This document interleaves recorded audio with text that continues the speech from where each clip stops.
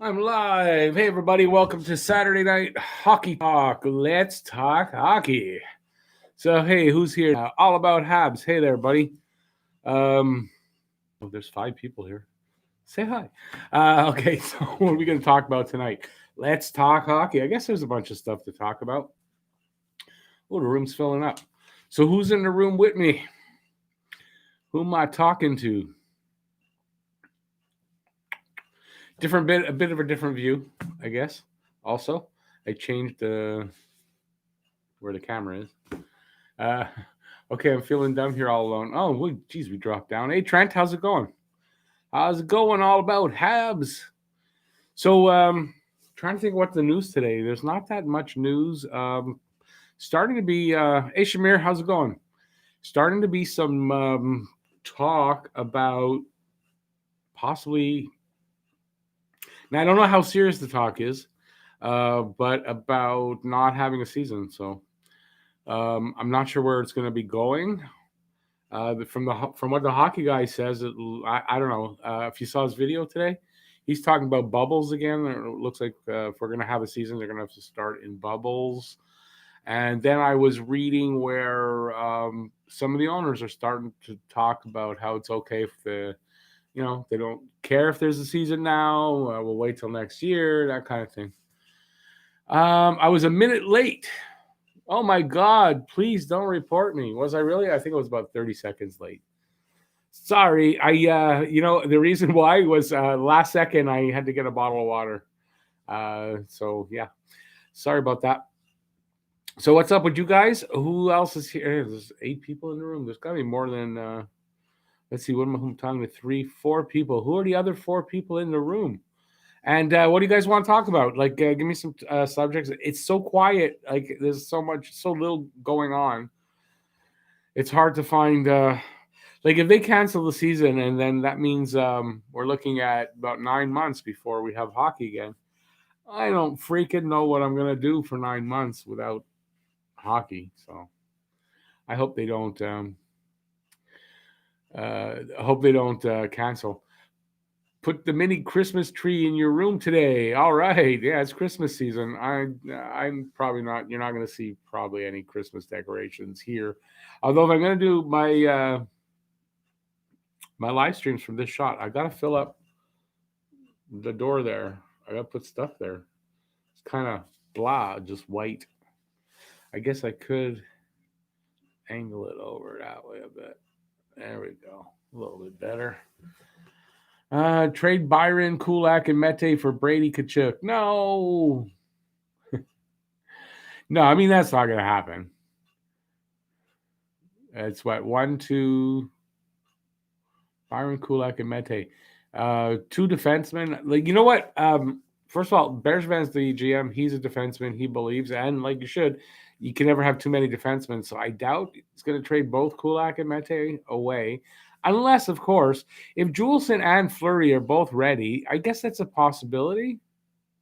I guess. And if anybody's wondering why I left Juleson out of my my last video where I did the lineup prediction, I didn't leave him out per se, but I think he's going to start in the AHL because he's only played 1 game since he's back from injury. He played 1 game with Laval, and then they shut down. So I think you got to see him play a little bit before he is given the spot there, I think, anyway. So that's the reason why I left Juleson out. All about Habs. Yeah, you're exactly not Brady Kachuk. You know, I wanted Brady Kachuk. I guess I've said this many times. I wanted him in the draft. I didn't know anything about Kotkaniemi anyway, but I wanted Kachuk.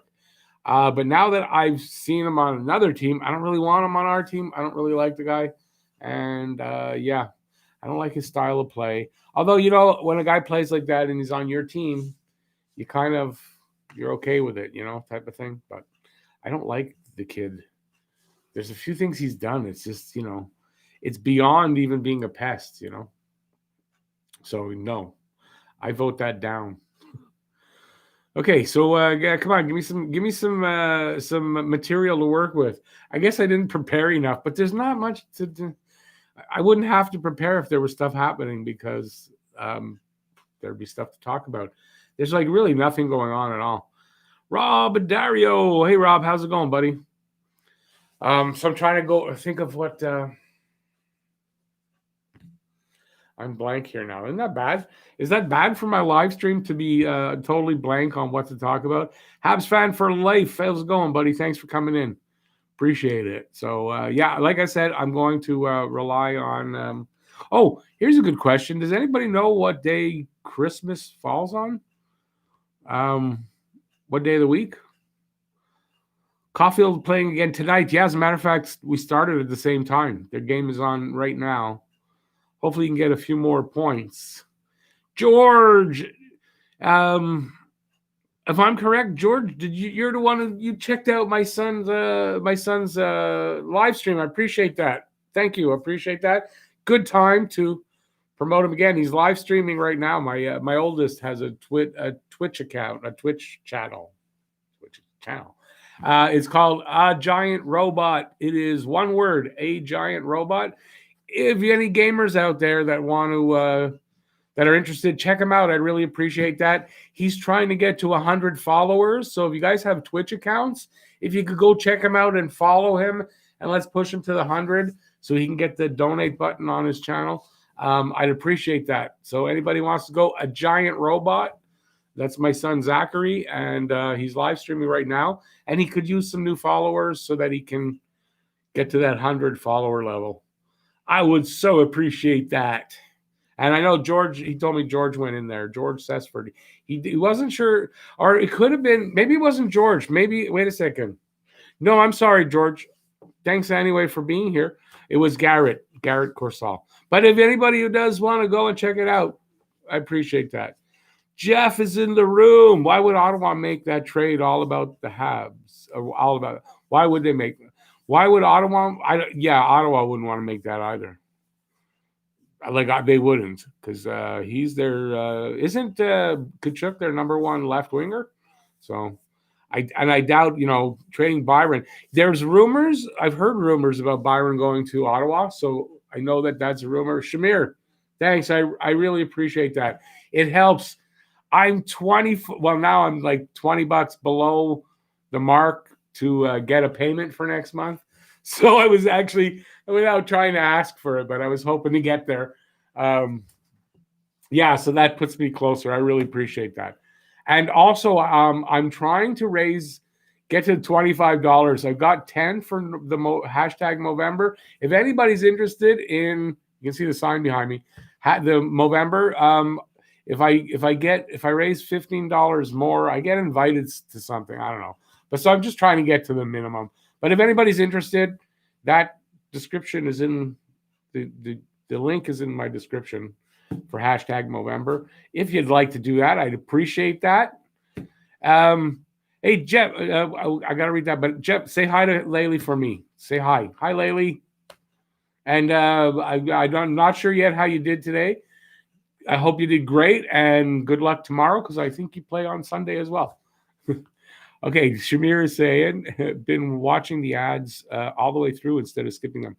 Hope that helps the channel financially. It's a good question. I don't know. I don't want to make you have to watch ads, but I know this is what I do know.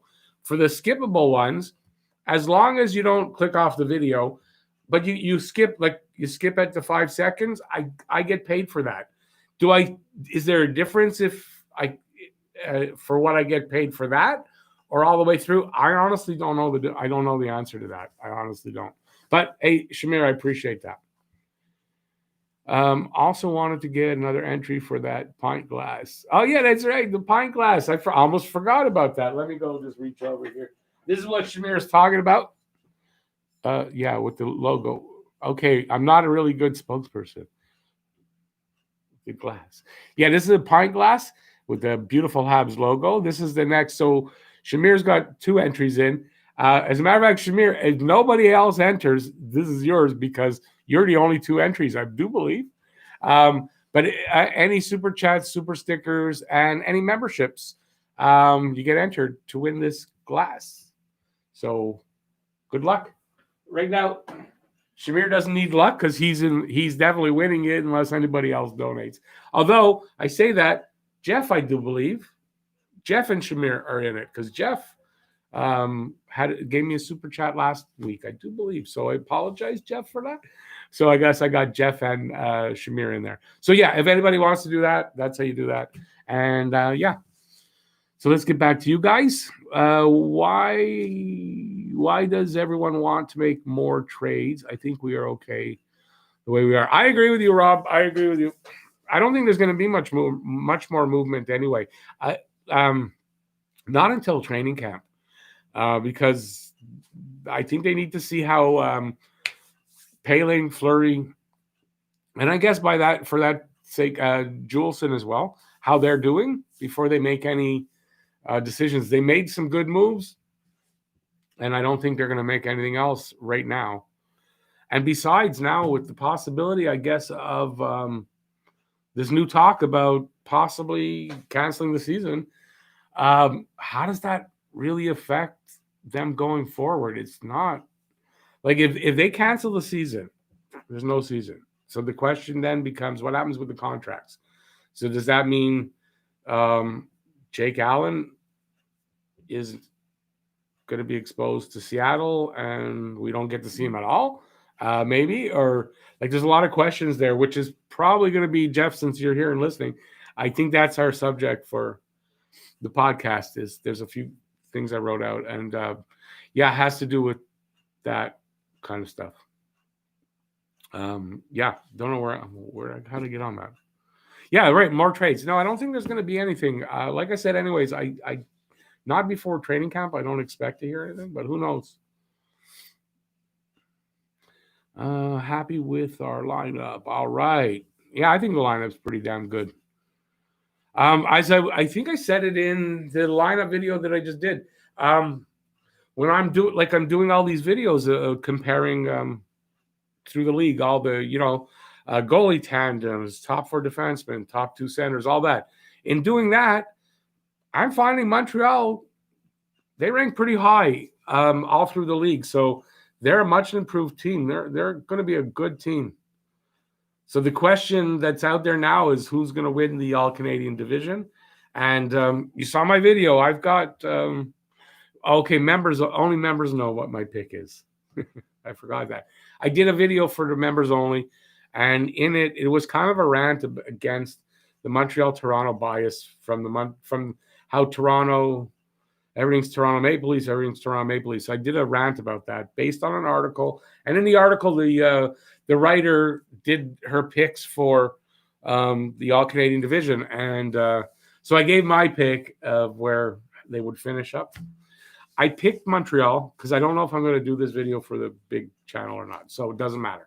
I picked Montreal number 1, but I did say, and it seems like the hockey guy agrees with me. My video came out before his. It's going to be close from 6-1. I think it's almost a toss-up. It's going to be close. So whatever team you like and you think can make an argument that they're going to be the best team. So, but of course, Toronto fans, they think, well, Toronto's going to be head and shoulders above everybody else. Massimo. So I should say this because it's starting to go a little bit. If I miss a comment and if I miss saying hi to somebody, I apologize. It's because it rolled and I'm not scrolling. So rewrite your comment. And if you said hi and I missed it, say hi again. I'll see it. Or take a super chat or super sticker and you get entered into the contest. And then I actually get and reach my goal for the month. And that would be nice too. But it is what it is, right? Okay. I really hope there's a season. Bergie did such a great job with the team in the off season, and I really want to see all the new guys play. Yeah, I mean, we'll see them eventually, but like I say, what happens with contracts? So if they get locked out, players get locked out, what happens with their contracts for the year? Is that a year counted? They just don't get paid for it, but is that a year counted on the contract? I don't know. This is weird. And then Tatar means we don't see Tatar play again for Montreal. There's a lot of things up in the air, so I don't know. I'm hoping that they don't lock them out.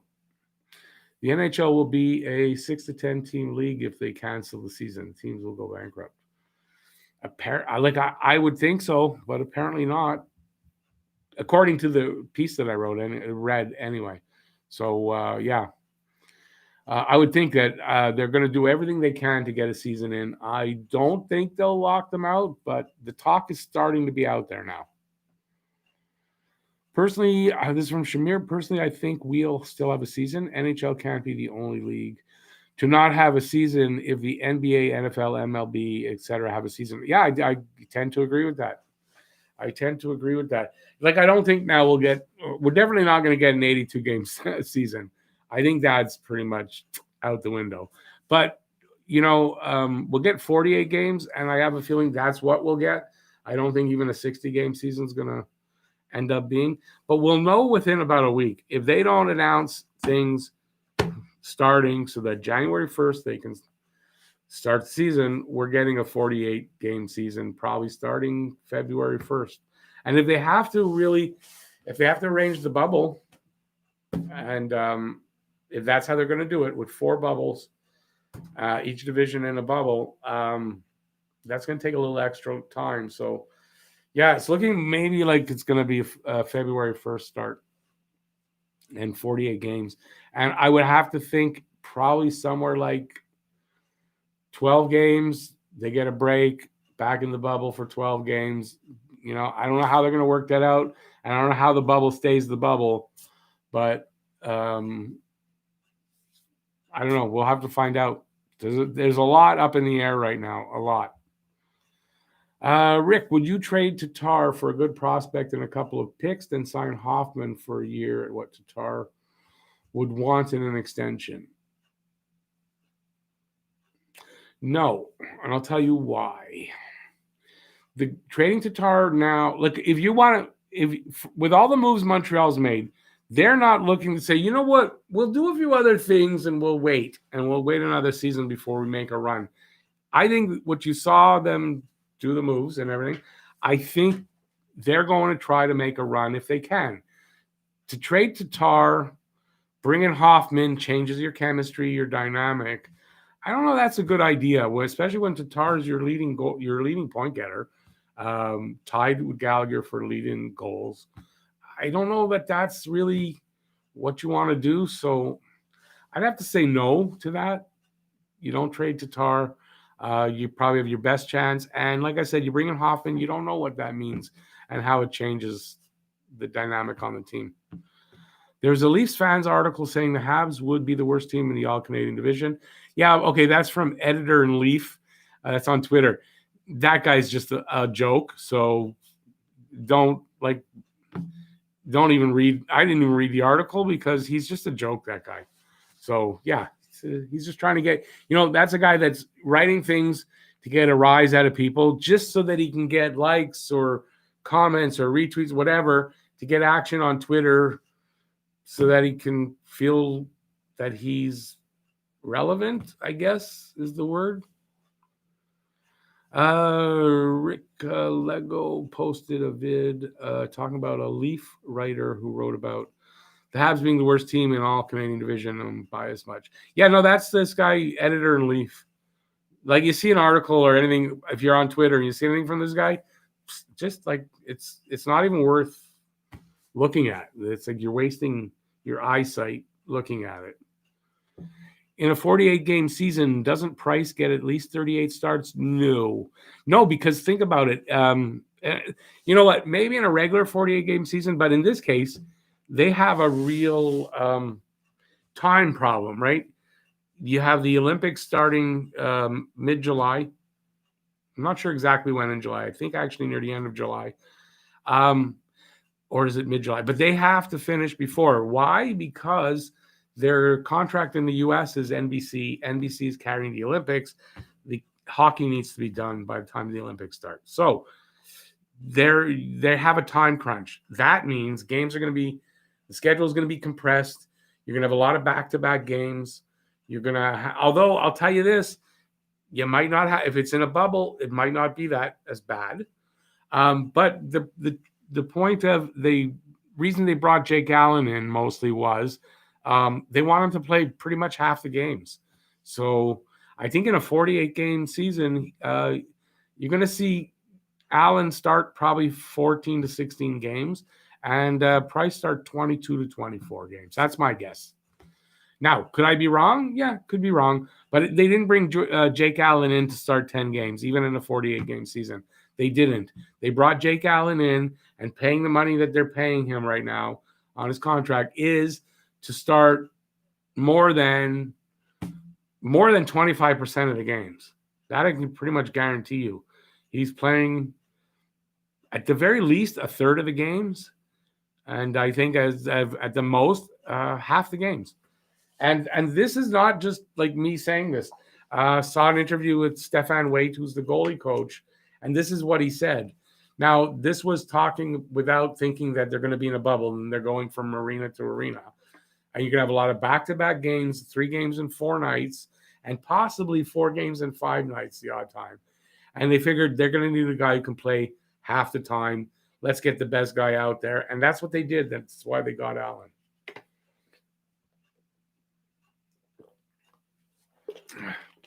So they didn't get Jake Allen to sit on the bench. They didn't for all the time.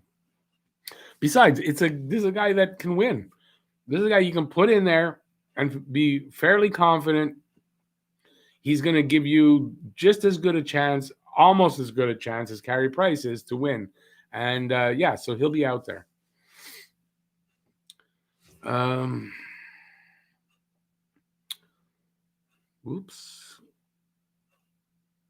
I think some of these anti-Hab articles by Leaf fan writers just shows they're scared of the Habs this season after the off-season moves. Yeah, I mean, I don't know that I guess it's scared. I mean, I guess that's the way to put it. But yeah, they know how shitty their team is. And, well, you guys, the members that are in the room, I don't know, Rob's here, Jeff's here. You might have seen the and Shamir's here. The video I just did about my rant. And I basically said Toronto's a team. The guys are worried more about what their bank accounts show than what they show on the ice. And they don't know how to win the big game.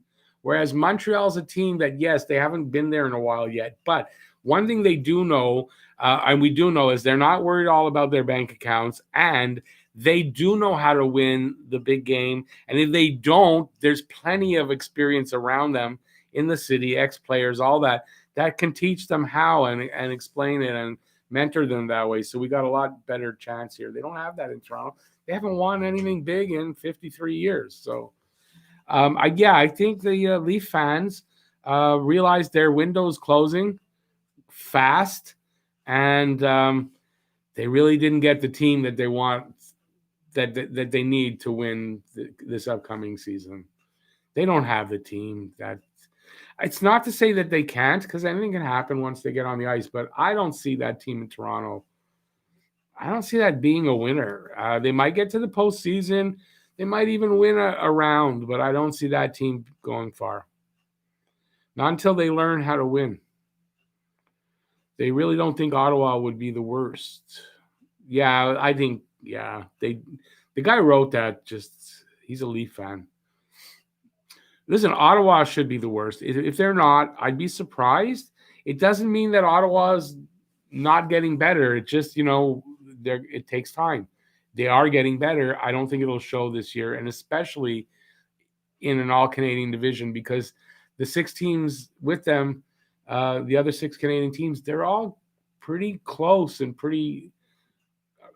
all better than Ottawa. You know what I mean? So unless Ottawa really plays above their level or their pay grade, if you want to say, they're going to finish last.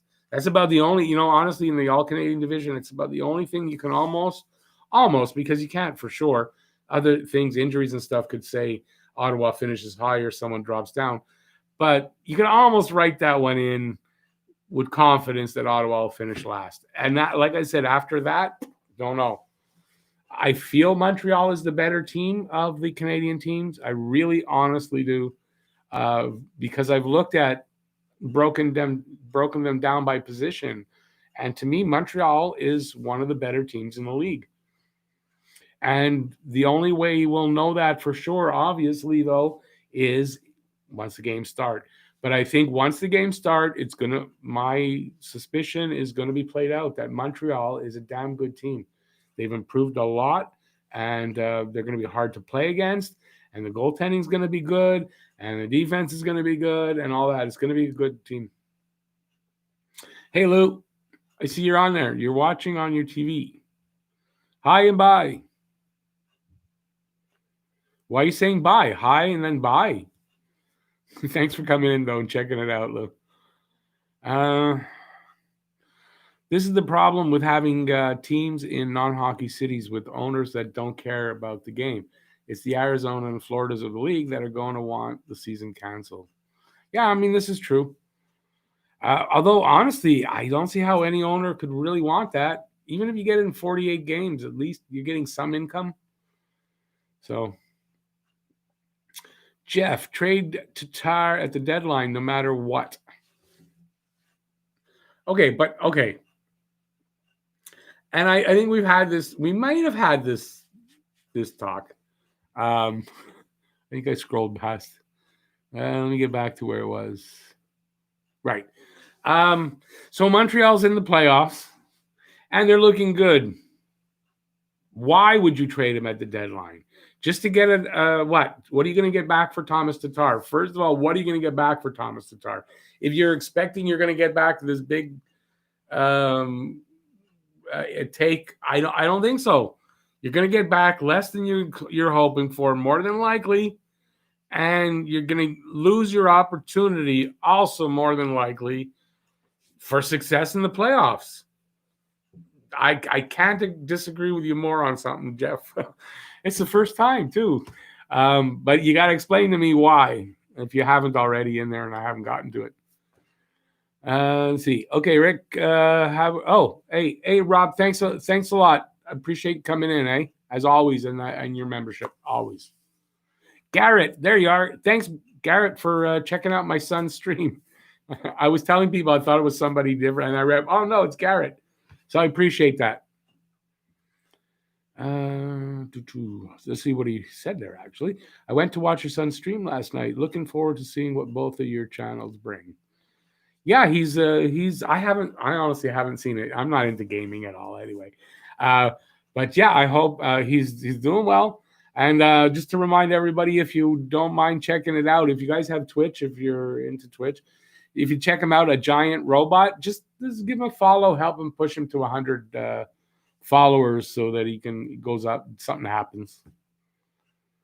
Price is going to play more than half, and he will play back-to-backs when needed. Well, okay, but not according to Stefan Waite. Not according to him. So it's not just my opinion. This is what I'm getting from him. Do I think he'll play more than half the games? Yeah, I don't think it'll be split down the middle. But I think it'll be close enough that, he's going to be fresh and ready if there's playoffs. And then he's going to play all the games. Unless he gets hurt.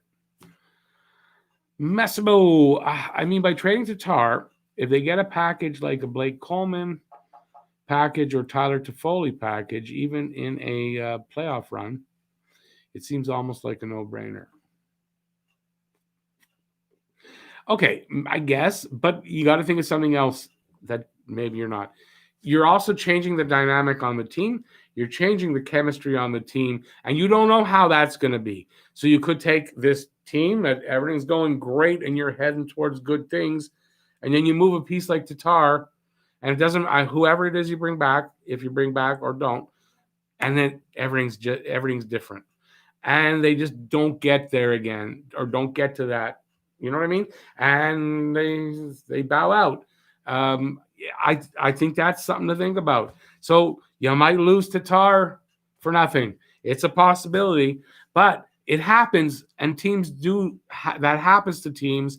But it's a I want to say a gamble. I don't know if it's a gamble. It's a risk, but it's to me it's worth it if you got a shot maybe to make to go far in the playoffs, maybe make a cup run. But the difference is you trade Tatar and that doesn't happen. I don't know. I don't trade Tatar, and I think that if you lose him for nothing at that point, but it was worth the run and the possibility that you might win the cup. So I don't know. I don't really agree with you there. I gotta say, okay, I've been scrolled up because I wanted to, and it's hard to get scrolled back down. So I'm trying to do that. I think it will be a 60-40 split at minimum between Price and Allen. At minimum, yes. I think you might have meant to say at maximum there, but I agree with that. At minimum, it's a 60-40 split. George, they're not moving Tuna, they're moving his contract. No, I get that. It's a contract and it's business. But if you've got full cupboards and your prospects and you're great, you don't really need another prospect. You don't really need it. You got tons of draft picks the next year. Why are you chancing your possible winning a Stanley Cup to get an extra second or third round pick? It doesn't make sense. No, sorry. Unless it's that awesome deal, can't turn it down. I understand that, but just to move him for the sake of getting that contract and getting something back for him, I would lose it and just say, okay, I'll rather take the chance on the cup, winning the cup. If we lose to Tar, we lose to Tar. That's it. We got plenty of other kids coming up. We got plenty of, around. It's fine. So that's how I look at it. I wonder if they're going to re-sign to Tar for 2 to 3 years and then trade Deneau. No. Well, I don't see how signing Tatar means then you can trade Deneau, because Tatar's a left winger, Deneau's a center. I don't see Deneau going anywhere for a few years. I think they'll come to a contract agreement with him. I think it'll be in the area of 4 years, 5 to 5.25, maybe 4.75. Like I said, for 4, maybe 3. But 3-4 years, and I think they'll come to that agreement. I'm not really that worried about it. I don't think Deneau's going anywhere. I don't think Montreal wants him to go anywhere. And quite frankly, I don't think Deneau wants to go anywhere either. Do I think Allen will play more than Price? No, Allen will not play more than Price unless Price gets injured. Knock wood, that does not happen. But if Price gets injured, yeah, that's a possibility. If Price is healthy, no, that's not what I'm saying in any way, shape, or form. But I am saying that Allen will get a good portion of the games. They didn't go out and trade for Allen and paying him $4 million a year for him to play 10, 12 games in a 48-game schedule. No, he's playing a little bit more than that at least. I think Ottawa and Vancouver are going to finish last. I think Calgary will finish first. I think I've got Calgary second, so I can't totally disagree with that. But I don't know that Vancouver is that on the bottom there. But like I said, I think you can just mix them up in a hat and pull them one at a time and do that 6 different times, and you could be right on any of them. I think it's going to be very close. And I said, I have to say this because I did say this before the Hockey Guys video came out. So it's not me. If you watch the Hockey Guy, it's not me agreeing with him. I said it. I think it's going to be very tight from 6-1. It's going to be very tight. So I might have said that, though, on the defenseman video, or I said it to the members when I did the members video where I predicted the outcome. I gave my prediction in the members video. And I had Montreal at number 1. I had Ottawa at number 7. And I had Toronto in 3rd. And I just told you Calgary in 2nd. Yeah, I don't know if I'm going to do that video again, or if I do it, I might not even come out with the same way of thinking. I think if you rethink it, you could come out with 6 different ways of looking at it. I don't think the Habs would get first, to be honest. That's fine. Look, that's fine. It's subjective, right? You're allowed to have your opinion. My opinion is I think Montreal just may be the best team in Canada. And we just don't know it yet because we haven't seen them play with the new guys in the lineup and how much of a difference that's going to make. And I think it's going to make a big difference. And I think we're going to see that Montreal is greatly improved. Deneau should get $20 million for 4 years and be named an alternate captain. Well, that's kind of what I'm saying. Is 4 years, $21 million is what I gave it. It's the smart thing to do. The chances of winning the cup are slim.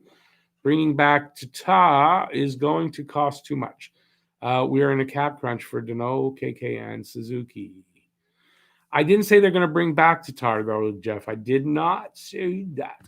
No, I don't. I don't know that they'll re-sign him, but I think they'd be willing to lose him with no return if they have a shot to go to do some, even just to make it to the playoffs. I think they hang on to him. We should have the depth to cover for a Tatar loss. But again, it's a question mark. And here's another way to look at it too. If the Habs miss the playoffs, say they miss the playoffs, right? And they've traded Tatar at the deadline, and then they miss the playoffs.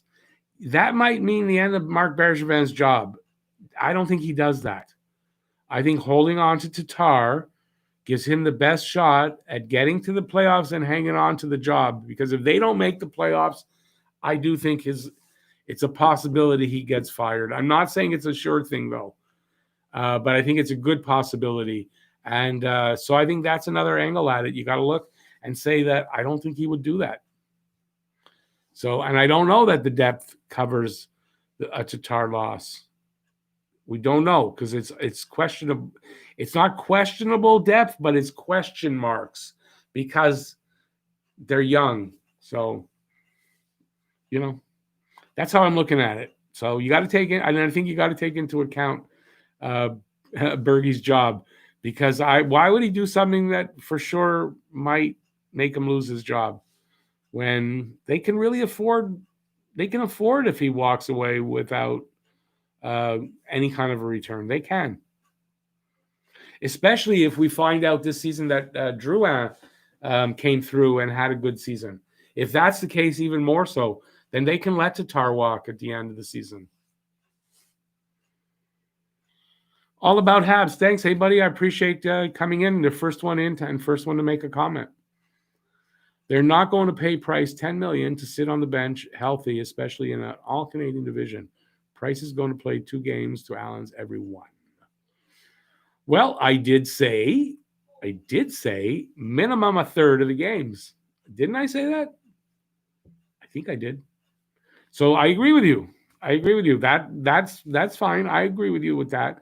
I think it'll be a little more than that, but it'll depend on how things go and how it's one of those, when you get to there, they'll make a change or adjust or whatever. But yeah, I think minimum Allen plays a third of the games.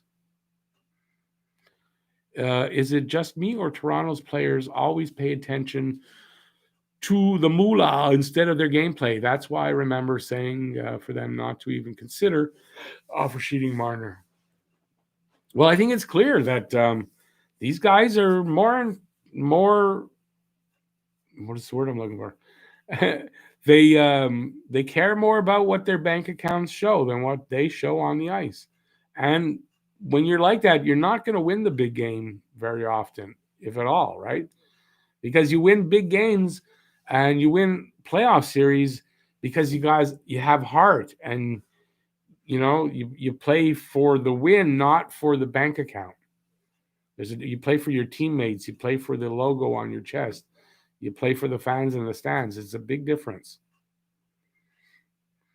MB and CJ are both done if they miss the playoffs. Yeah, well, I would think Julian, I would have to say for sure, if they miss the playoffs, and he might be done before that if it's clear they're going to miss the playoffs.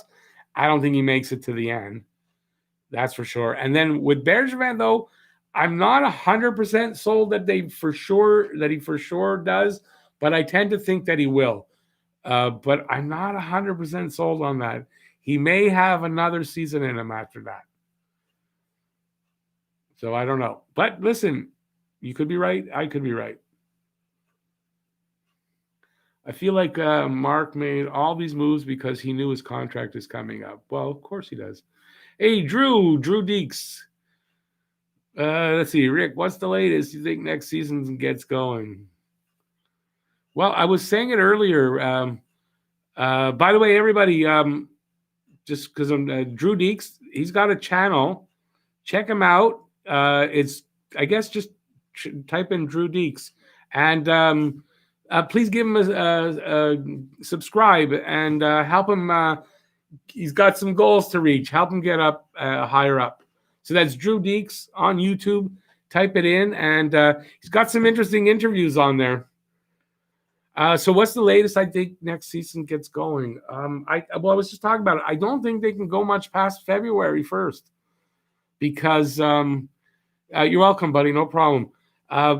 Because of the Olympics in the summer, they have to get this thing finished so that it's done within, I would think, a week before the Olympics. So, I kind of think February 1st, early in the first week of February, I think it has to get started, or I think it's going to get locked out.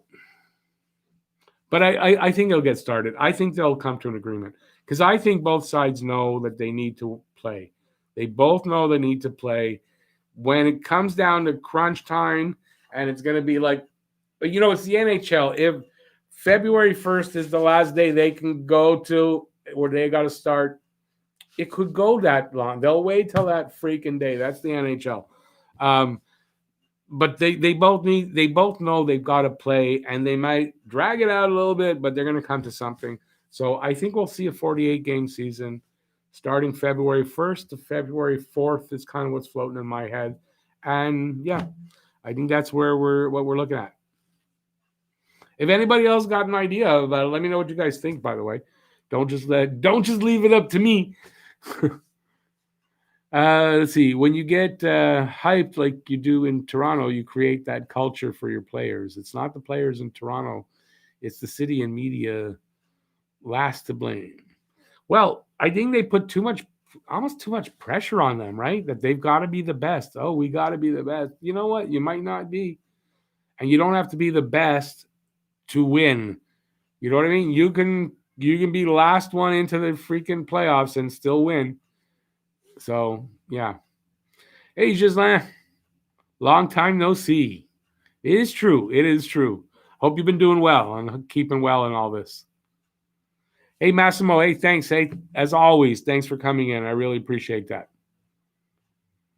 I think that sounds about right. Deadlines for having a season. Yeah, I don't see how they can go past that, Shamir. It's 48 games. I also don't think you're going to see anything less than 48 games. So you got to figure that out. 48 games. If you're playing once every 2 games, that's 96 days they need, right?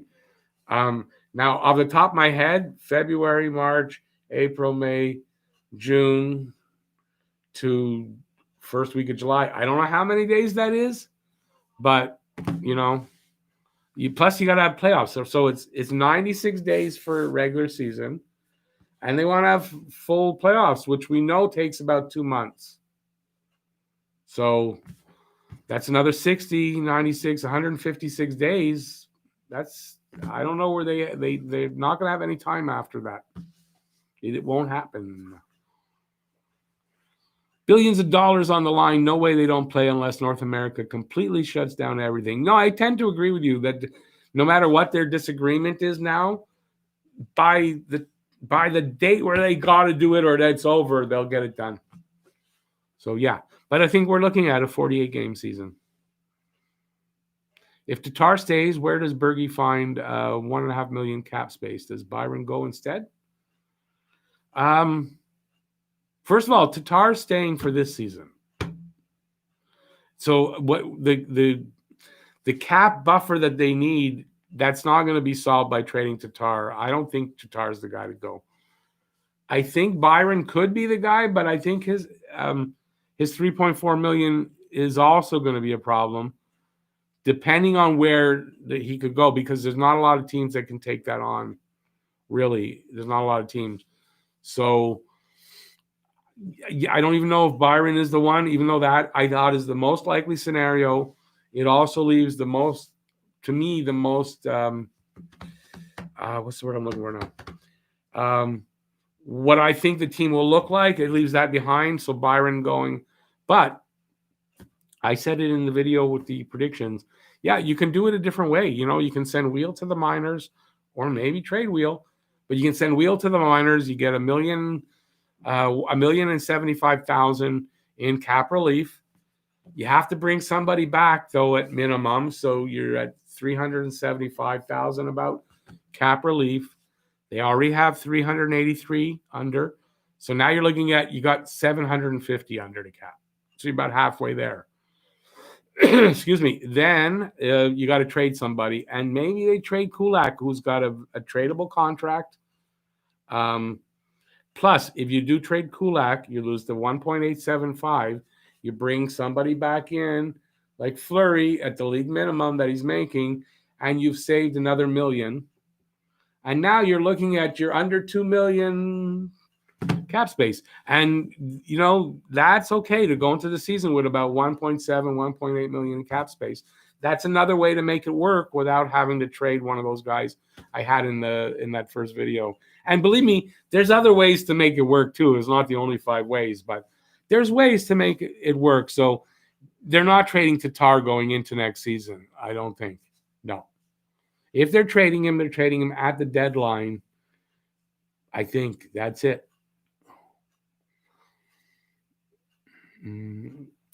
Go Badgers. Yeah, anybody got any update on that game? Hey, Andrew Murphy. Hey, everyone. Great chat. Thank you. I appreciate that, and welcome in, by the way. I think MB made big moves this offseason because Price and Weber are ready now, and the prospects are ready. Go Habs. Going to be awesome. Yeah, I think, I tend to agree with that.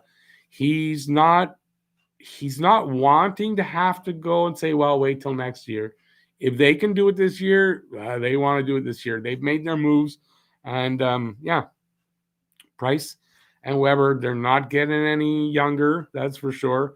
And, I think that's it. NHL hockey news. How's it going, buddy?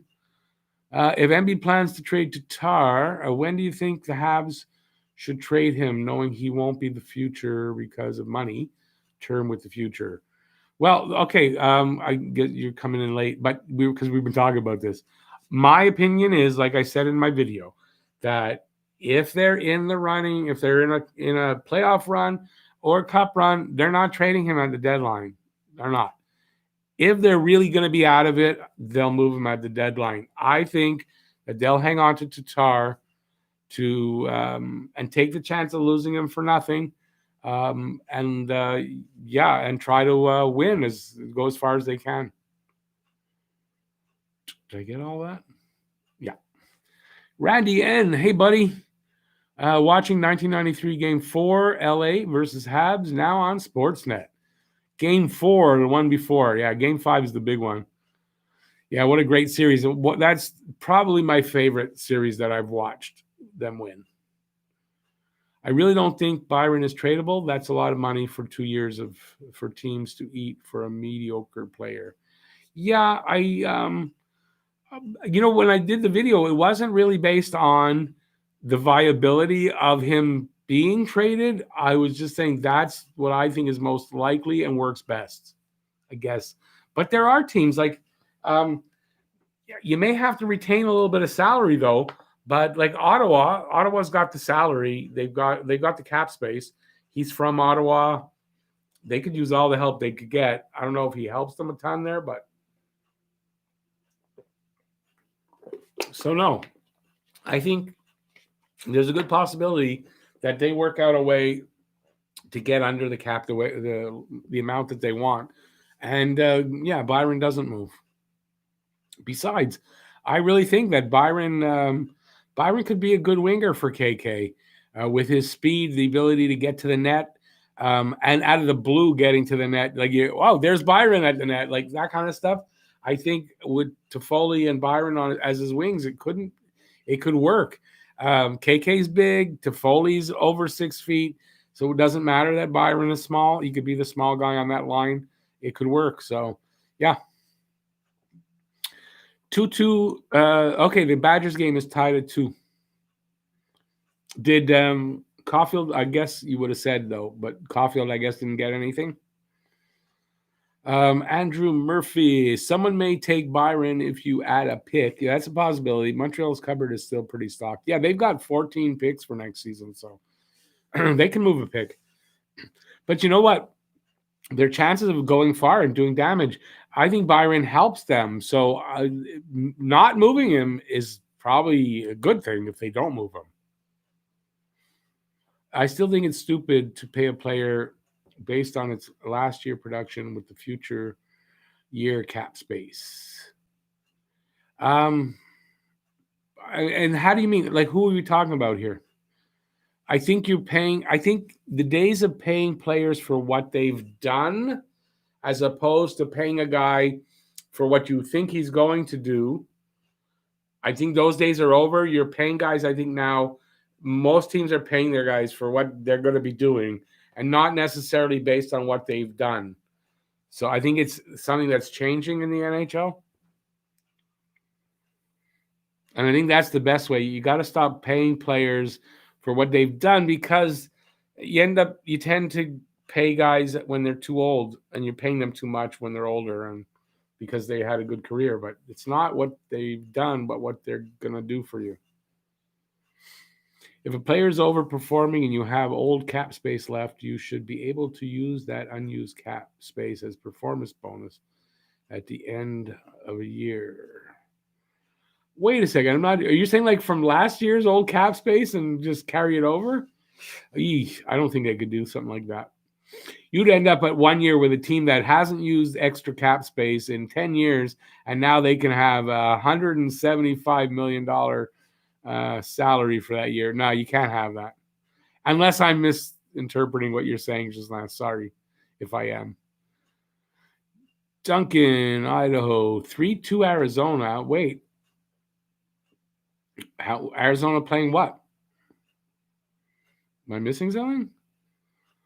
Shamir, game 2 of the finals in 93 was absolute classic.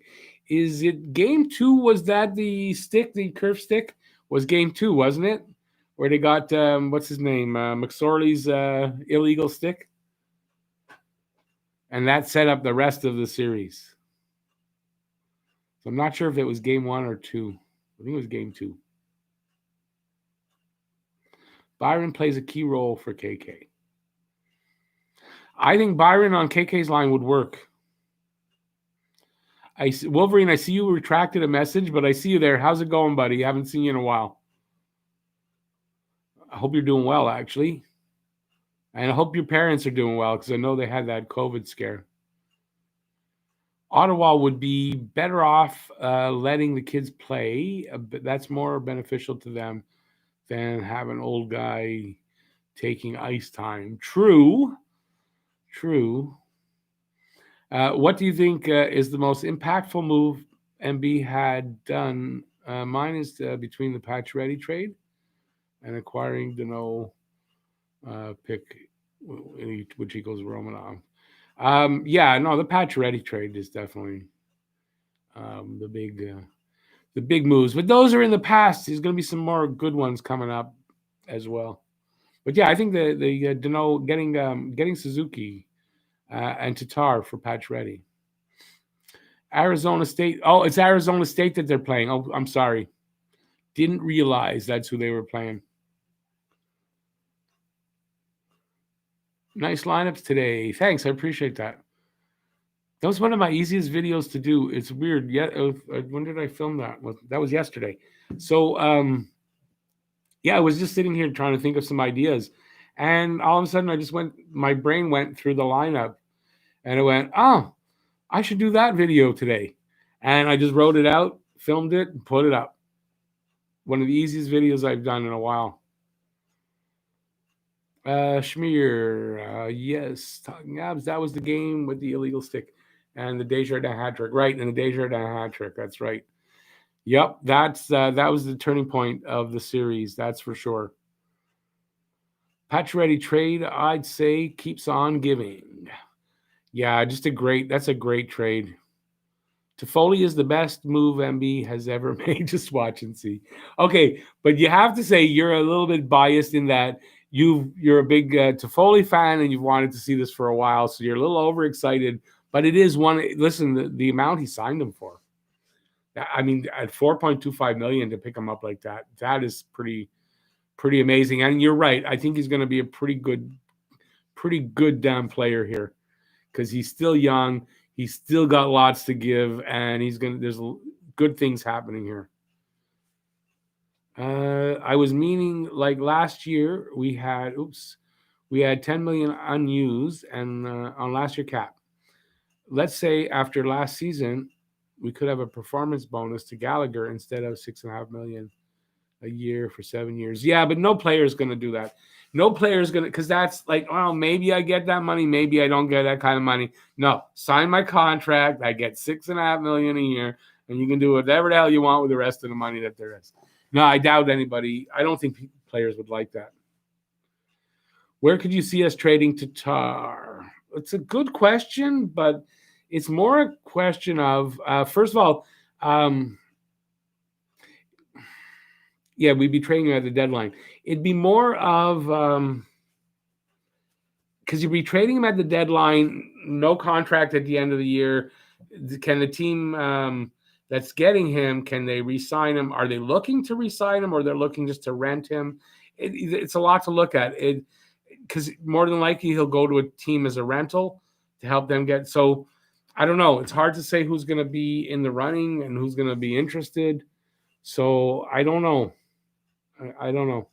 I haven't thought about that enough to give any kind of an educated guess. That second rounder that was tossed in turned into a solid prospect. Are we talking about? Isn't it Norlinder? Didn't we get Norlinder? Didn't we draft him with that Suzuki Tatar trade pick we got?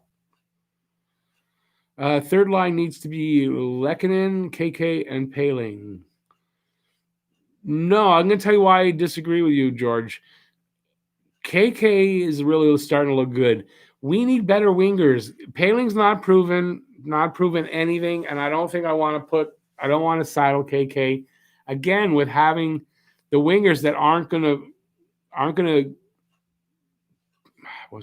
pull the trigger enough. Lehkonen, scoring touch isn't there. Paling, we don't know. Paling hasn't done anything really yet. No, I want to see KK with Toffoli and either, Drouin drops down for some reason, or I think Byron is good enough to have on that line. I want to see him have wingers that he can really work with. So, yeah, I can't say that I agree with that. Okay. Not discrediting Pacioretty. He's great, but for Suzuki, Tatar, Norlinder, so nice. Oh, yeah. Listen. I wouldn't give those two guys and the pick back to get Pacioretty back. So, yeah, without a doubt.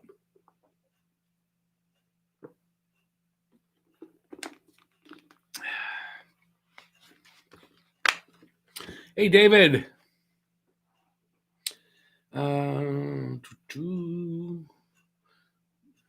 Hey, you guys, it's all conversation between you guys. What am I going to read here?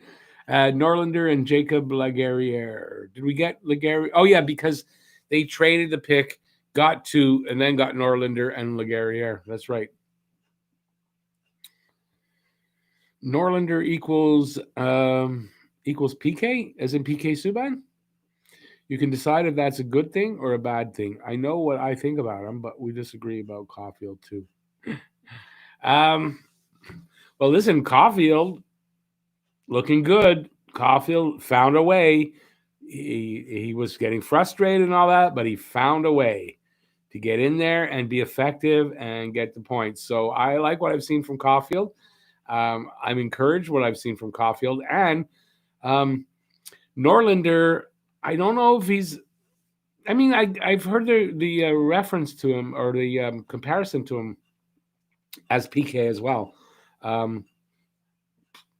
That's fine as long as he. But apparently a better defensively than PK a little bit, if I'm correct. So that would be okay. I like what I've seen of Norlinder. I like what I've seen of Norlinder. The highlights. He's got some really good moves. I don't know how good he is on the defensive side though, because everything you see is offensive. Lately, anyway. Shamir. Oh no, that's again not for me. Now I've got no more comments, and you guys are talking to each other. Talk to me, guys. Talk to me. I think the 2020 draft is like that second, third wave for the future. Keep the young guns coming. Yeah, you know what? This was a good draft. They made some really good picks. I really like Sean Farrell is looking good. He's looking really, really good. And Alexander Gordine, the last pick they got out of the draft, also really looking good. They've made some really good picks. Again, will they all turn out? No, of course not. But there's some really good likely players that are going to come out of this draft. I think Sean Farrell is going to be a good one. Not going to have the size. He's 5'9" only now. But man, has he got a shot. He's a great playmaker, and he's pretty good defensively as well too. Smart defensive player is what they say. So he's had some really good highlight reel stuff the last couple of this week anyway. And he's got 11 points in 5 games, only in the USHL, but still, he's looking good. Excuse me, guys. Happy Thanksgiving to our American family. Yeah, okay, but it was yesterday. But yeah, that's cool. Thanks. I don't celebrate American Thanksgiving, even though I am American by birth, but I don't celebrate it. Saku Koivu had a birthday this week. Yeah, 46. I thought he was older than that for some reason. Don't know why. I would like to see Caulfield spend a season in the AHL, as would I. Which I think is what he'll do. I think Caulfield at the end of his season, if they don't make the playoffs, because I don't know if his team makes the playoffs, I don't know how long that takes, but if they don't, I know that he can sign his ELC and play a little bit with Laval. That's what I expect to happen. He'll sign, play with Laval, and I hope all next season with Laval as well. Next, when I say next, I mean 2021. 2021-22, that season.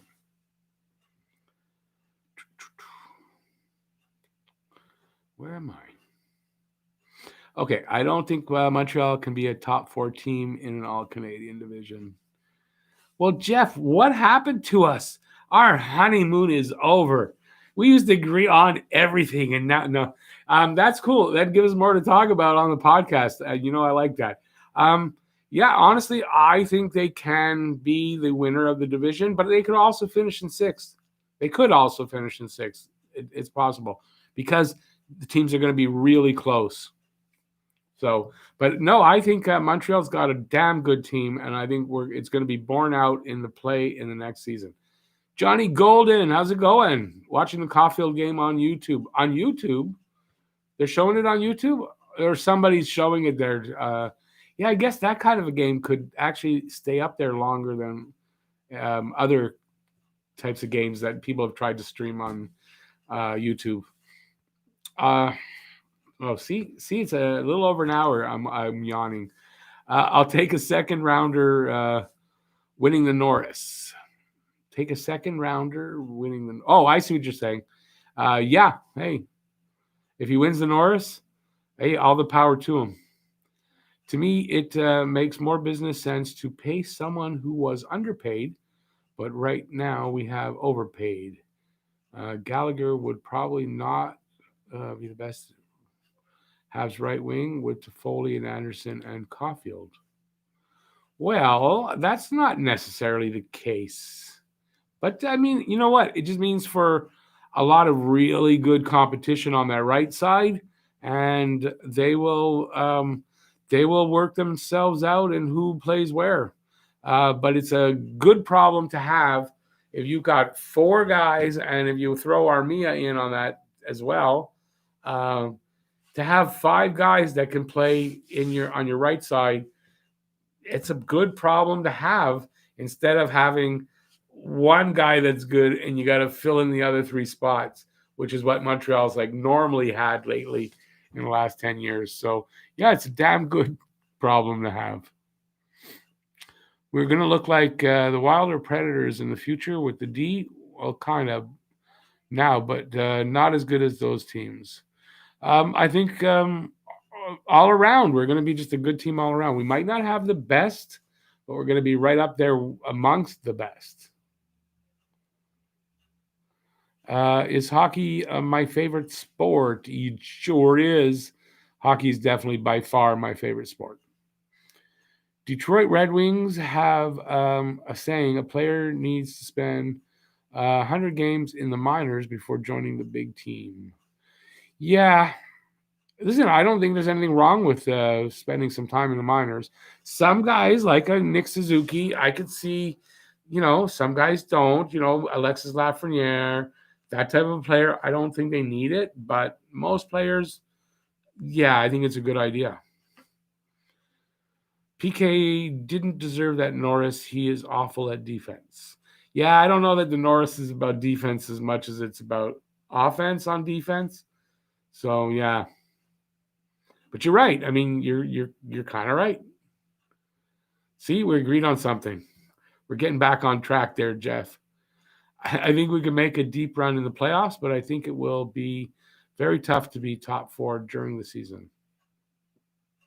Yeah, see, I don't. I don't, but I mean, I get it. I wouldn't argue against that because, like I said, it's going to be really close. So, yeah, it's a possibility they won't finish top 4, but I think they will. Armia seems to be the easiest piece for MB to move. No, maybe it may be. Yeah, I wouldn't rule out Armia moving in the next 1 or 2 seasons. Yeah, he's got the last. He's also playing for a contract this coming season. So yeah, I mean, if he's going to be a 4th liner, especially, and he's making 2.6 now. How much more do you want to pay a 4th liner? So at that point, Armia might need to be moved as well, right there. Excuse me. I'd say Montreal is top 2. They're bigger and meaner this year. They are that, and they're more talented in a lot of places. Better backup, so their goalie tandem is better. And by having the better goalie tandem makes Carey Price as a starting goalie better. Their top 4D is better and harder to play against. Are they better at offensively? No, not on D. They're not better offensively, but they're harder to play. They're going to be harder to play against. Get in close, get in that problem of, that bad play around the net, around the crease, that they missed somebody or they weren't tough enough or they didn't push them out. I think you've got the guys on the top line, and now I think Edmondson helps you there. So I think, yeah, they're good there. Where was I going with that? I lost track a little bit. Yeah, they're bigger and meaner. Yeah, they're just gonna be better all around. They're gonna be better. It's gonna show once the game's played. We don't know because this team hasn't played yet. But I'm confident, and I really do believe this team is going to be better than most people are giving them credit for being. But I understand why people don't see it yet, but I really feel, yeah, once the games start to be played, we're going to really get to see how good this team can be.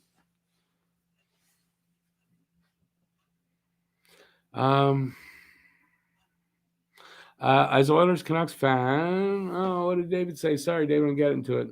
My favorite fan. Wait a second. As Oilers Canucks fan, a Canadiens fan being my favorite Canadiens team, one of them being first place, I will definitely be happy. Yeah, you like half the league anyway. It doesn't matter who's going to win the cup. You're going to be happy, which is cool. You like a lot of different teams, and there's nothing wrong with that. Yannick, I love the moves that MB has done this offseason, but I think we're still lacking offense. I just don't think Anderson and Toffoli was enough. I don't really agree with that, but hey, listen, we could always use some more offense, and I think you're going to be a little surprised at how good I know Toffoli's been pretty regular 20, 24 goals. I think Toffoli's capable of more than that, and I think he may be in a situation where he's going to be able to show that. I think Anderson is capable of 20 to I'm not going to go as high as say 30, but 20 to 25. I think Anderson is capable of doing that. He has, I think, done it once, and then he had 2 seasons where he was close to 20 goals. So he's capable there. So I don't think we're going to be lacking offense. I really don't. I think Toffoli's going to surprise some people that they're going to say, wow, I didn't think Toffoli was that good, because I think he has the potential to still get better, even though he's only, I think, 28, so he's still young. And yeah, I think we're going to see a better Toffoli than we've already seen in the NHL. So I think that's just going to. I think we got a good team happening here, guys. I really do.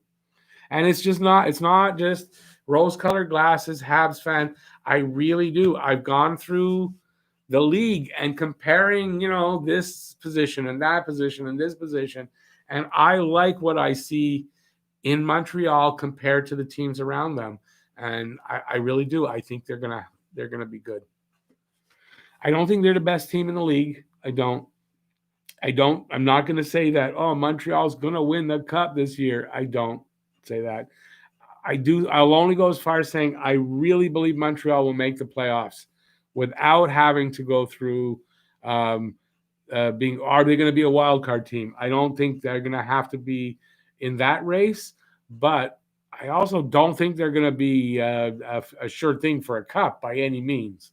But what I do think is they're going to get to the playoffs, and then from there, a lot of factors come into play that could really work for them and maybe work for another team. But yeah, that's how I feel. So it's not just the Habs fan in me. I really like what I'm seeing.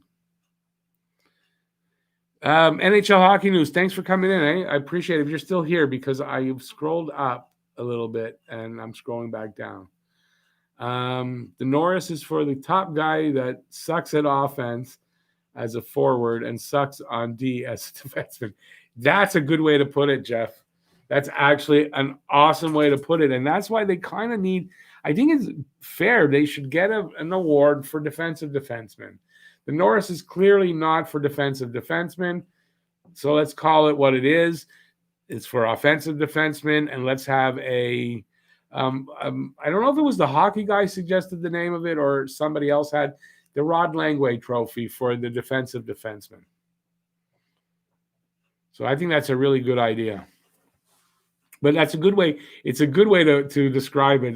The Norris is for the top guy. Was it? Did you say for the top guy that sucks at offense as a forward and sucks at D as a defenseman? George, you always throw Poehling under the bus. I want him to be driving the bus. I'm not throwing him under the bus at all. He just hasn't shown it yet. That's all I said. He's 21. He's got time yet. And if it takes him another 4 years, he still has time. He just hasn't shown it yet. I don't want to say, oh, Poehling's our guy. He's going to do it. At this point, he's going to need to show it now. And when he does, but I still think he's got tons of time. He's 21. Remember, I don't call a guy a bust. At least he's got to be over 25 before I consider a guy a bust. Armia is a great puck possession guy that no other forward has. He is. He's very strong on the puck. He's great at knocking down passes and just getting in the way of plays and breaking them up, and then quick transition into offense and getting some kind of a chance either for himself or for somebody else. So he's really good at that. And that's another reason why I like him on the fourth line, especially in this lineup where you're pretty solid on, you're pretty heavy on that right side. I think he'd make a good fourth liner. He showed it in the playoffs. Some really good plays. Exactly that, that quick transition. And yeah, I like Armia. But if he's going to end up being that fourth liner, he's going to end up making too much money very soon because he's at 2.6 million now. How much do you want to pay fourth liners, right? Will Paling be content to play in the AHL this year? Better he does versus sitting in the press box. Yeah, sitting in the press box for Paling's not going to do anything. So either he plays, even if it's a fourth line, but a regular role, or he's in the AHL. Yeah, if Paling can't be a regular on the ice, then he shouldn't be up with the big club. He needs to be playing a lot. When you have Armia on the fourth line right wing, not so bad, but I'd put him on third right wing and see what Toffoli can do on the left of KK. I said earlier in this stream, because I've done a few versions now of what lineup could look like. There's so many more options out there of how you can move it around, but that's not a bad one. See what Toffoli looks like on the left with KK, and yeah, hey, it's just I want KK to have two good wingers and not just one okay winger for him, but two guys that can pull the trigger and score. That's what KK needs. He needs to feed the puck. He's got a really good shot as well, but KK needs to feed the puck to people. And I think he's going to benefit from having guys like Toffoli on his wing. Although it didn't seem to work with Drouin, but I don't know that Drouin's a goal scorer necessarily, right? So maybe that's why KK and Drouin didn't really have great chemistry. And with Suzuki, with Drouin, what I noticed too was it was Drouin feeding Suzuki. Where I saw the chemistry at its best was Drouin going either into the corner or against the boards in the back and getting the puck and feeding it to Suzuki. They made 2 or 3 of those really beautiful plays, I think against Philly. And Suzuki scored on one of them. And yeah, so that's probably has something to do with it. Where Toffoli's a goal scorer, so yeah. Where was I? I think they could be top 3 in the Atlantic, no problem. Yeah, I think so too. I think in the Atlantic, they are also up at the top. Anderson had a bad season last year because of injuries. He also is young and will bounce back. Yeah, well, for last season, anybody saying that, oh, he only had 4 points. Well, yeah, he was injured. He only played 20-odd games, but he was injured for a lot of those games, even though he played. So, yeah, his points totals are garbage. You can't look at that. He's going to bounce back. What's with Toronto signing Thornton when they have Spezza? Players are of the same cloth. Not only that, that's 2 old guys. Then they sign Wayne Simons, and you're going to have the geriatric line of Thornton centering Simons and Spezza, which is okay to some extent. But in a season where you got compressed games, back-to-backs, this and that, old guys like that are going to, and I'm older than them, but they're going to break down. They're going to break down at some point. I doubt you can go through a whole season, even a 48-game season, and they don't hurt you somehow. So, yeah, I'm calling it the geriatric line. I'm sure somebody else came up with that, and it's just popping into my head like, oh, look what I came up with. But, when is hockey coming back? John, we don't know. We don't know. January 1st, February 1st, next October. Don't know. I like Paling, but I don't think Talking Habs is throwing him under the bus. Thank you, Shabir. Appreciate that. No, I'm not. I'm not throwing Paling under the bus at all. I think he's still a great prospect and all that, and he's only 21.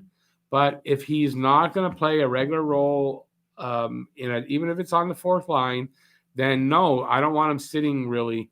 I don't, even though I kind of put him as an extra in my lineup yesterday, but it was a mistake because I wasn't thinking right. I should have taken him out of there. If he's not in a regular role, he should be down on the farm. Unless the difference is if Laval doesn't start playing right away or the AHL doesn't manage to play, that's a different story. Then have him up as an extra. Fine if he sits a little bit because it's better here than nowhere. I'm Nub. Which 3 to 4 key players do you think must have a better year to make the Habs a good season? Okay, let me break that down. I guess. Wait, that I think must have a better year. Victor Mete, if he's going to be and it goes for if it's Mete or Kulak. I think Mete needs to have a better overall year, and Kulak needs to have a better start to the season and start playing well right from the get-go. But I'm going to group them as one. Next would be Paul Byron. Gotta have a better season. Paul Byron and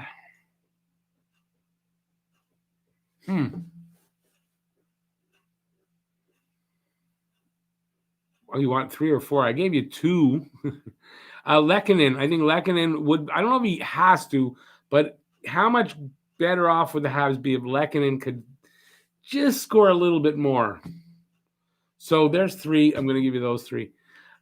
Jeff, I think KK needs playmakers and diggers. I want KK scoring the goals. Oh, really? I want KK to be more of a Matthews-style center. Yeah, I don't know if that's what he's going to be, though. I don't know if that's him. So we'll see. It's not to say he can't score goals. I think he can, but I don't know. I think he's going to be more of a playmaker than that. But hey, I could be wrong. Randy, what is the update of Badgers game points for Caulfield? Anybody got an update? I have none. No points for Caulfield yet. 2 periods gone. 5-2 Arizona State. There you go. George Shamir, I said, alert, repailing. Oh, you know what? I didn't know. George, I'm sorry. I forgot about it. I saw it there, but I forgot that it was a sense of humor. Sorry about that. Brock Caulfield scored, though. Oh, okay. So does that mean Cole's got an assist, maybe? At least? Keep his point streak going? I agree about. Oh, okay. You're writing to Foley there. Okay. Sorry, George Severed. Drouin needs a better year. Well, Drouin needs to be healthy. If he can play like he played in the first 19 games, he doesn't need a better year. He just needs to play like that. So if he can do that, yeah. And if he doesn't get hurt, even better. Byron is the guy I think we can have in the press box, so Ryan can play every night. I don't think it would hurt Byron to be that extra man. He can be a spark guy and can do a better job of it than Wheel did. Yeah, you know what though? I think if you're sitting Byron at $3.4 million, you're going to try to trade him if you can. But yeah, I mean Byron can sit as long as Paling has a good camp. It's a good possibility because Bergman said that you're going to see a lot of these kids get jobs because they're making less money, and we need that break on the salary cap. So believe me, if Paling is good enough to make the team, he will make the team. That I do agree with. He definitely will. And then you might see Byron. I can't see them putting him in the minors, but trading him, I can, yeah. So definitely. Okay, we're going to go another 5 minutes, guys, so I don't fall asleep on you because I don't want to fall asleep on you guys. That's for sure. Also, we're out of comments, so hey, get some comments, guys. At this point, I don't know what to talk about. I guess I'll go back to the reminders. If anybody of you guys that are still in the room, if you go on Twitch or you follow anybody on Twitch or you whatever on Twitch, my son, a giant robot, all one word. I'd appreciate it if you just go check out his channel and give him a follow so we can get him up to 100 followers so that something clicks in when he hits, I think, 101 followers. So I'd love to help him get there. I'd also like to remind everybody, if you haven't subscribed yet, please subscribe and ring that notifications bell, and that's going to get you your daily fix of Blue, Blanc, Rouge right here at Talking Habs. And just to say, see the sign there, hashtag Movember. I grew this mustache all month, so if you're interested in donating to the Movember for men's health awareness, there's a link in the description. You can click on that, take you to the site. You can do that. And in this last 5 minutes, if anybody wants to take a super chat and help get me to my goal, I'd appreciate that. And you can do that, and you get entered in the contest to win the pint glass. And now there's some more stuff to talk about. When I just said the pint glass, when do I plan on drawing for the pint glass? I don't think I'm going to wait long for that one, Shamir. If there ends up being very little, because there's nothing happening, I understand why there's not a lot of people taking part in the off season until we get some news. So I think I might wait to see if we hear anything in the next couple of weeks about a possible start to the season. And if that's going to be at a certain time, I might wait till the season starts. If it's not, I'll probably go another couple of weeks past that, and then we'll do it say like a month from now. So yeah, I don't think this one I'm gonna wait long like the skates. Paling was on the third line in Laval. No, I don't think he was early in the season, but I think he worked his way up. Do I think Fleury will make the team? I think Fleury has got a good possibility because of the fact that he makes not very much money. Plus, he plays that big, heavy-hitting, bruising game that this defense is kind of looking like it's going to be that type of a defense. So I think he's got a good shot. So, yeah, possibility. And depending on what they do with Mete and Kulak, they'd have to move one of Mete or Kulak, or one of those guys gets injured for Fleury to be brought up. Funny thing is, one time at break. Funny thing. Okay, I'm not sure what you meant by that, David. Sorry. I think they trade Mete. It doesn't give them enough of a cap, of a salary break, I think, anyway. Mete's only making $735. So, because you trade Mete, you still got to bring somebody back up onto the roster. Well, maybe not. Yeah, because that would probably mean, Kulak. So you still have to have somebody. So you're saving zero amount of money. So I don't know that they do that. Whereas trading Kulak, who's the better defenseman? I tend to agree with you that it's probably Kulak. So I don't know what they'll do, but we'll see. Andrew, keep up the good work of the Blue, Blanc, Rouge. Thanks, buddy. I appreciate it. And hopefully you'll keep coming back in. And y'all will keep coming in and enjoying yourselves, and I can entertain you. That's hopefully how it works out. I find it hard to do that when I'm right at the end of the stream, though. I get tired by this time. 90 minutes. This one, though, went pretty fast, I have to say. 90 minutes went pretty fast. Hey, Matthew, it's okay because we're over in a few minutes anyway. Thanks, Matthew. I really appreciate that. Thank you for the kind words.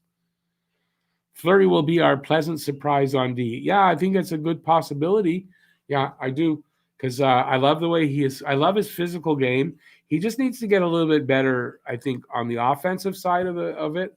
And, so it's a possibility. But I think if Fleury really shows well and it looks like he's going to make the team, I think that means you can move Kulak, because you can keep Mete and you have Fleury and you've got what you need there. And if you move Kulak, then you've given yourself that cap relief that you need. And I think that could be how it works too. There's so many possibilities. Hudon was the best left wing in Laval, but barely made the fourth line in Montreal. Now he's a superstar in Europe.